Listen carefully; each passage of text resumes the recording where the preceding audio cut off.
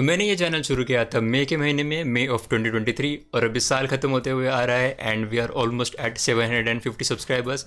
So thank you so much each and every one who has subscribe to this channel, thank you so much. और ऐसा नहीं है कि मैं मई के पहले कोई वीडियोस नहीं बनाता था। मई महीने के पहले मेरा एक दूसरा चैनल भी है, पीकी इनसाइट्स नाम से।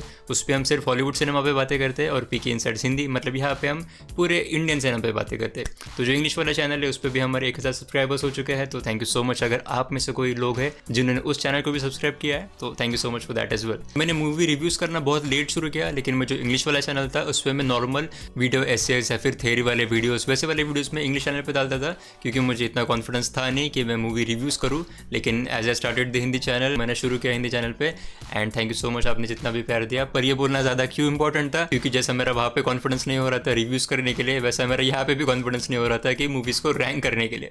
मैंने मेरे पसंदीदा मूवीज़ तो निकाल लिए, जो मूवीज़ मैंने देखे और जो मुझे पसंद आए और जो मुझे अच्छे भी लगे, थोड़े से ऑनरेबल मेंशंस वाली सारी लिस्ट बना ली। लेकिन उनको रैंक करना 10, 9, 8, 7 वो थोड़ा मुश्किल जा रहा था। तो मैंने सोचा उससे अच्छा हम एक टीयर रैंकिंग कर लेते, यानी कि टीयर 1, टीयर 2, टीयर 3, टीयर 4, ऐसे 4 ग्रुप्स होंगे और हर ग्रुप में 2 से 3 मूवीज़ होंगे, या फिर कोई ग्रुप में 1 मूवी होगी, कोई ग्रुप में 4 मूवीज़ होंगी। ऐसे सारे ग्रुप के वाइज से मैंने उनको डिवाइड कर लिया। तो टॉप पे होने वाली हमारी फर्स्ट नंबर की मूवी, और फिर उसके नीचे टीयर 1, फिर उसके नीचे टीयर 2, उसके नीचे टीयर 3, और सबसे नीचे होने वाली है टीयर 4 वाले मूवीज़। और अभी ऐसा भी नहीं है कि अगर टीयर 4 वाले मूवीज़ के बारे में बता रहा हूँ और उसमें मैंने पहले सैम बहादुर मूवी का नाम ले लिया, स्पॉइलर अलर्ट, तो ऐसा नहीं है कि सैम बहादुर मूवी उस टीयर 4 वाली लिस्ट में सबसे नीचे होगी। हाँ, ऐसा कुछ भी नहीं है। टीयर 4 के जितने भी 4-5 मूवीज़ होंगे वो सारे टीयर 4 में एज अ कलेक्टिव ग्रुप ही फंक्शन करेंगे। तो इतना सारा बोलने के बाद let's start with the ranking of best of 2023 movies. तो पहले नीचे से टीयर शुरू करेंगे। पहले बात करेंगे टीयर 4 के बारे में। टीयर 4 में हमारी पहली मूवी है सैम बहादुर। सैम बहादुर मूवी इस लिस्ट में इंक्लूड करती है बस एक नाम के वजह से, वो नाम है विक्की कौशल। और ऑफ कोर्स विक्की कौशल की एक्टिंग। विक्की कौशल को नेशनल अवार्ड दो, बस दे दो, ज़्यादा सोचो मत, बस दे दो। He has just out acted himself once again. वो बहुत ही अच्छा एक्टर है एंड इस बार भी सैम बहादुर मूवी में उन्होंने बहुत अच्छा काम किया है। लेकिन मूवी एज अ होल अगर हम बात करें तो मुझे थोड़ी डॉक्यूमेंट्री स्टाइल इश मूवी लगी थी, और वो थोड़ा सा रीजनेबल भी था, क्योंकि जैसे कि मैंने उसके रिव्यू मूवी में बताया था कि एक आदमी के अगर मतलब सैम बहादुर, उनकी इतनी बड़ी लाइफ थी और इतने बड़े लाइफ में मतलब इतना बड़ा करियर था और इतने बड़े करियर में बहुत सारे हाई पॉइंट्स थे, लेकिन मूवी ने थोड़ा सा ट्राई भी किया कि जो उनके मेन में मूवमेंट्स थे उनको ही हाईलाइट किया जाए। तो all in all it was a good movie and Vicky Kaushal की एक्टिंग वॉज सुपर। फिर बात करते हैं केरला स्टोरी मूवी के बारे में। Kerala story movie was an adulterated movie. अब थोड़ा सा कॉन्ट्रोवर्शियल भी हो सकता है कि कुछ लोग बोलेंगे कि फैक्चुअल है, फैक्चुअल नहीं है, तो हम उस पर नहीं जाएंगे। हम बस इसे एक मूवी के माध्यम से देखेंगे and as that alone movie stands outright, क्योंकि बहुत सारे डिस्टर्बिंग सीन्स थे उन्होंने डाले थे एंड उसमें भी जो एक्टिंग करी है बहुत अच्छी है। जो ड्रेडफुलनेस हमें फील कराने की कोशिश थी डायरेक्टर की, राइटर्स की, वो डेफिनेटली फील होती है and it was again a stand out movie of this list. फिर बात करते हैं एक सरप्राइज मूवी के बारे में जिसका नाम है सत्य प्रेम की गाथा। इस मूवी को ज़्यादा पॉपुलैरिटी मिली उसके वर्ड ऑफ माउथ के वजह से ही, लेकिन कमिंग टू द मूवी, ऊपर से दिखाने को कुछ अलग मूवी थी, लेकिन अंदर उसका सरफेस बहुत ही गहरा था। शुरुआत एक गूफी लवेबल लव स्टोरी से होती है, फिर आगे आगे जैसे हम बढ़ते हैं स्टोरी में वैसे वैसे हमें डिस्कवर होता है ये मूवी तो एक्चुअली है एक सोशल इशू के बारे में, और जिस सोशल इशू को भी जिस तरीके से उन्होंने प्रेजेंट किया है, और एक्टिंग कियारा अडवाणी, और बहुत अच्छी एक्टिंग करी उन्होंने इसमें भी। कार्तिक आर्यन ने भी, कार्तिक आर्यन का बस वो नॉर्मल चार्म ही नहीं था पूरे मूवी में, लेकिन चार्म से हट के भी थोड़ा सा under confidence type of guy है, और उसे बार बार अपनी बीवी से लात मार के जब बाहर जाना पड़ता है, तो that was pretty good to see. लेकिन दिस मूवी रियली शाइन्स उसके पूरे अंडरटोनिंग मैसेज में, और उस मैसेज को भी जिस खूबसूरती के साथ उन्होंने फन लविंग तरीके से पेश करने की कोशिश किया था, so that was pretty good. और हमारे टीयर 4 वाले मूवीज़ की आखिरी मूवी है the vaccine war. The vaccine war movie से मुझे काफ़ी उम्मीदें थी, और मुझे ज़्यादा उम्मीदें थी उसके कैस्ट के एक्टिंग से और उसकी पूरी स्टोरी टेलिंग से, and I wasn't disappointed in both of the aspects at all, क्योंकि नाना पाटेकर की एक्टिंग और बाकी सारे कास्ट की भी एक्टिंग बहुत ही टॉप नॉच थी। और मुझे इस मूवी की एक बात और भी अच्छी लगी कि जिस तरीके से उन्होंने जो सारे इमोशनली वल्नरेबल सीन्स थे फ्रॉम एन ऑडियंस पर्सपेक्टिव, समझो अगर मूवी में हम किसी इंसान की डेथ दिखा रहे हैं फ्रॉम कोविड-19, तो वैसे वाले सीन्स मूवी में कम दिखाए दिए थे, क्योंकि एज एन ऑडियंस तुम्हें ज़्यादा वल्नरेबल भी नहीं फील करना चाहते हो उस पॉइंट के हिसाब से, लेकिन जो उनका मेन फोकस था वो बस वैक्सीन बनाने पे ही था और उसके ऊपर ही पूरी मूवी में उन्होंने फोकस किया, यहाँ वहाँ की ज़्यादा बातें नहीं करी। तो I like that take very very much. फिर हम बात करते हैं टीयर 3 वाले मूवीज़ के बारे में।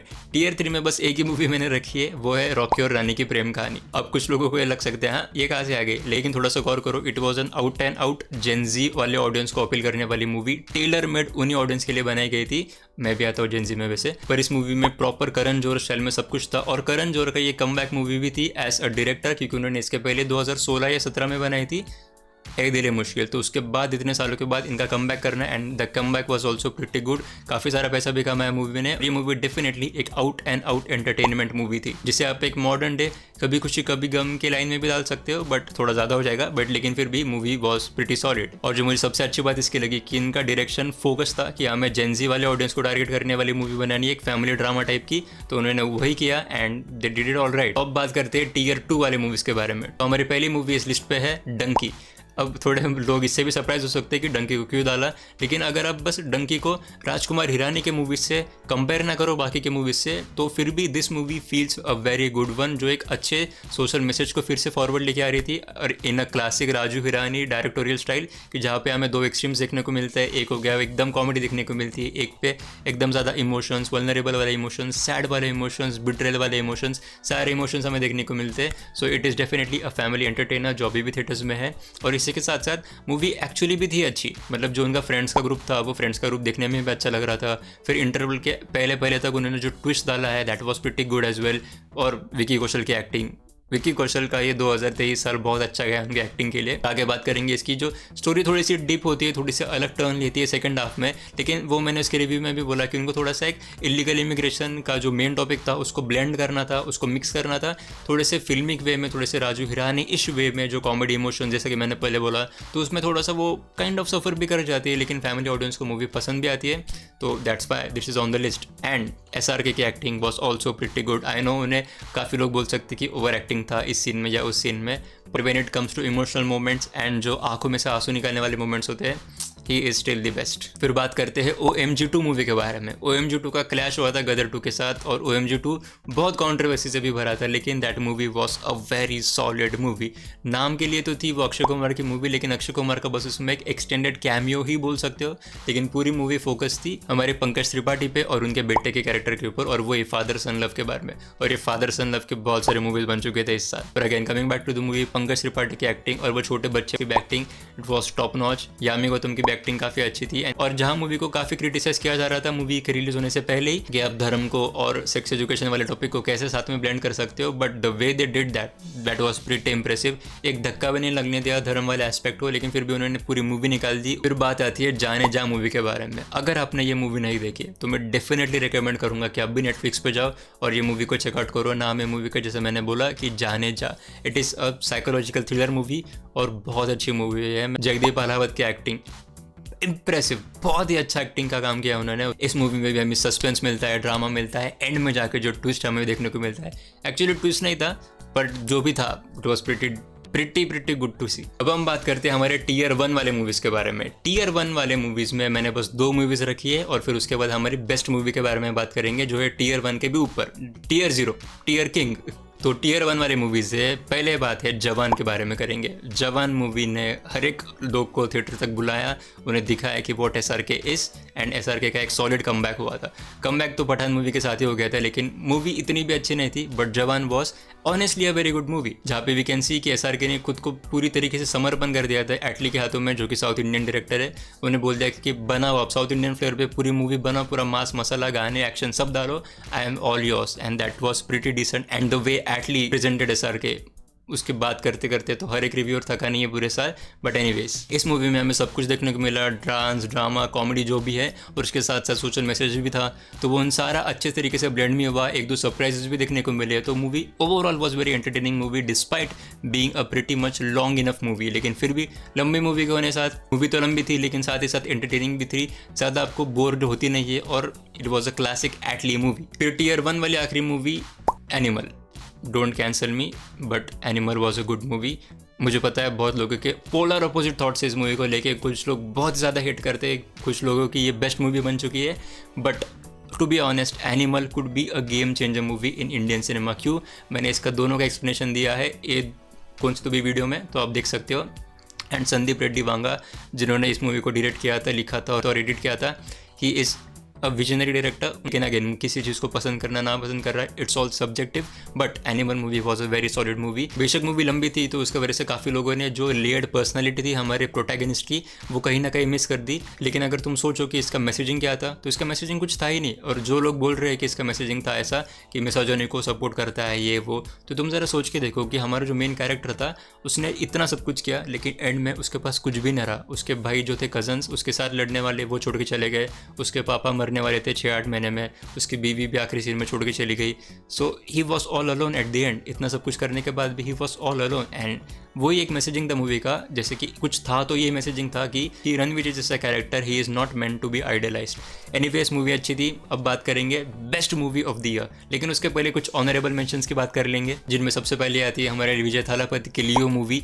लियो मूवी इस टॉप 10 वाले या टॉप 11 वाली लिस्ट में होती थी अगर उसका सेकेंड हाफ और बेटर होता था। First half was gorgeous. इसके फर्स्ट हाफ में जो इंटरवल ब्लॉक भी था that was again very very good, देखने में बहुत मज़ा आई थी। लेकिन उसका सेकेंड हाफ कहीं ना कहीं फॉल्टर कर जाता है, स्टोरी को लंबा खींच देता है, और जो सस्पेंस था भी वो आप इतना परवाह नहीं करते हो कि भाई ठीक है कुछ भी हो जाएगा एंड में। लेकिन इस मूवी की ज़्यादा हाइप किसकी वजह से थी? ज़्यादा इसकी हाइप थी लोकेश सिनेमैटिक यूनिवर्स को ये मूवी कनेक्टेड थी उसके वजह से, जिसमें पहले काई थी और विक्रम मूवी आई थी, तो उसके वजह से इस मूवी की हाइप ज़्यादा थी। फिर उसके बाद भी मूवी डिसेंट इनफ थी लेकिन not that good to be included in this list. फिर आगे बात करते हैं और मास मसाला मूवी जिसका नाम था जेलर, वो भी इस लिस्ट पे होनी चाहिए थी टू बी ऑनेस्ट, पर बहुत ही ज़्यादा पैक्ड हो गई थी लिस्ट और ये मेरा फर्स्ट टाइम है तो थोड़ा ऊपर नीचे हो सकता है। बट अगेन तुम्हारी भी जो लिस्ट होगी वो मुझे कमेंट में बताना, तो थोड़ा सा हम पर्सपेक्टिव ले सकते हैं एक दूसरे के बारे में। फिर बात करते हैं सलार मूवी के बारे में। अब सलार मूवी मुझे पर्सनली इतनी पसंद नहीं आई, उसके वेरियस रीजंस है, वो मैंने रीजंस बोल दिए थे मेरे दोनों वीडियोज़ में। लेकिन where this movie really shines was उसकी जो कंसेप्ट था प्रशांत नील का कि हमें ऐसा ऐसा वर्ल्ड तैयार करना है। अब भले ही वो पेपर पे उतना अच्छा बन के नहीं निकला क्योंकि उन्होंने सारे जो इन्फॉर्मेशन थी वो सेकंड हाफ में ही डाल दी थी, लेकिन जो उनका फिर भी वर्ल्ड बिल्डिंग था खानसर की दुनिया का, तो दैट वाज प्रीटी कमेंडेबल और उनका काफ़ी एम्बिशियस प्रोजेक्ट था ये, तो उसको डेफिनेटली कमेंट करना पड़ेगा हमें कि यार ठीक है आपने अटेम्प्ट तो भी अच्छा दिया। और डेफिनेटली वो ऐसे फिल्म मेकर है कि he will improve in this next movie, और जितना भी फीडबैक लोगों से आ रहा है इस मूवी के लिए वो definitely he will work on that. And I am pretty sure कि उनकी जो अगली मूवी होने वाली है that is going to be a top notch film. So Sardar deserves to be on this list, भले ही मुझे पर्सनली वो मूवी इतनी ज़्यादा पसंद नहीं आई। फिर हमारी आखिरी मूवी ऑनरेबल मेंशंस वाली लिस्ट में है गदर 2। सनी पाजी का कमबैक हो गया। सनी पाजी ने सारे लोगों को थिएटर्स बुलाए, लोग ट्रक में बैठ बैठ के थिएटर जा रहे थे। लेकिन ये तो पूरी ऊपर की बात हो गई, लेकिन मूवी कैसी थी? मूवी में थे इमोशंस भी, थोड़े से हिटिंग करने वाले इमोशंस थे। अगर जो लोगों ने जो 2000 या 2002 में जो गदर मूवी आई थी उसको मद्देनजर रखते हुए अगर ये मूवी देखी थी, मतलब ये मूवी मैंने इसके रिव्यू में भी बोला था कि गदर 2 वॉज कि गदर 2 felt like it was made in 2002 itself, मतलब 2002 या 2000 में जब भी वो गदर वाली मूवी आई थी तो उसी पूरे स्टैंडर्ड स्टाइल के साथ ही गदर 2 भी बनाई, जो लोगों को नॉस्टैल्जिया दे रहा था कि वैसे वाली फिल्म मेकिंग, मतलब 20 साल पहले जैसे फिल्म्स बनते थे उसका थोड़ा सा नॉस्टैल्जिया आ रहा था। तो उस रिगार्ड से मुझे ये मूवी पसंद आई क्योंकि जो उसके फिल्म मेकर थे उन्होंने ऐसा नहीं सोचा कि हम मॉडर्न ऑडियंस के लिए ही जाएंगे, लेकिन उन्होंने सोचा कि हमारा जो मेन मटेरियल था जो लोगों ने पसंद किया था हम उसी स्टाइल में फिर से बनाएंगे, भले ही ऑडियंस को जो चाहिए वो देख लेंगे ऑडियंस। एंड डेफिनेटली ऑडियंस ने देखा, ऑडियंस ने पसंद किया कि जो उन्होंने पहले वाली स्टाइल में बनाई थी वैसे ही मूवी को बनाने की जरूरत भी करी 2023 में, तो that was commendable and I think for that this movie deserves to be on the honourable list. लेकिन अब बात करेंगे बेस्ट मूवी ऑफ 2023 के बारे में। इस मूवी के बारे में किसी को भी पता नहीं था, जैसी movie I word of mouth की वजह से बढ़ी एंड बढ़ती ही चली गई। एंड हर एक एस्पेक्ट में ये मूवी बेस्ट है इस साल की। नाम है मूवी का गेस ही कर लिया होगा, 12th फेल। एक्टिंग से लेके उसकी सिनेमाटोग्राफी से लेके उसकी डिटेलिंग से लेके हर एक चीज़ में ये मूवी बेस्ट थी। कि इस मूवी का एक बेस्ट शॉट था जो एंडिंग वाला नहीं था एक्चुअली, लेकिन वो था इंटरवल के बाद का, जब हमारा मेन कैरेक्टर जाता है उसके देन गर्लफ्रेंड के पास उसके घर में, and that was a one take shot जहाँ पे उसे पता चलता है कि वो शादी के लिए चली गई है। एंड वो वन टेक शॉट था, इतना इम्प्रेसिव था। और मैंने उसका एक बिहाइंड द सीन्स वाले भी देखा था जहाँ पे उसके डायरेक्टर विनोद चोपड़ा बोलते हैं कि जैसे कि हम कट लगाते हैं कोई सीन में, अगर हम कट लगाते हैं तो हम उस सीन के रियलिटी से बाहर चले जाते हैं और उन्हें वो सीन एकदम रियल एज पॉसिबल दिखाना था। एंड डेफिनेटली वो सीन कुछ 4 मिनट के आसपास था वन टेक वाला, जिसमें बैकग्राउंड म्यूजिक भी नहीं था। जो नॉर्मल शोर है गली में जो शोर होते हैं वही शोर के इफेक्ट्स उन्होंने यूज़ किए थे। It was a pretty good movie. And the best movie of 2023। मुझे डेफिनेटली नीचे जाओ, कमेंट्स में बताओ कि तुम्हारी बेस्ट मूवी की लिस्ट कौन सी है। 10-12 जितने भी मूवीज़ होंगे या 2-4-5 जितने भी मूवीज़ होंगे, हर एक मूवी के बारे में बता दो। And again thank you so much for joining two this channel this year, and I promise you to bring you more videos of better quality obviously next year as well. Thank you so much for watching.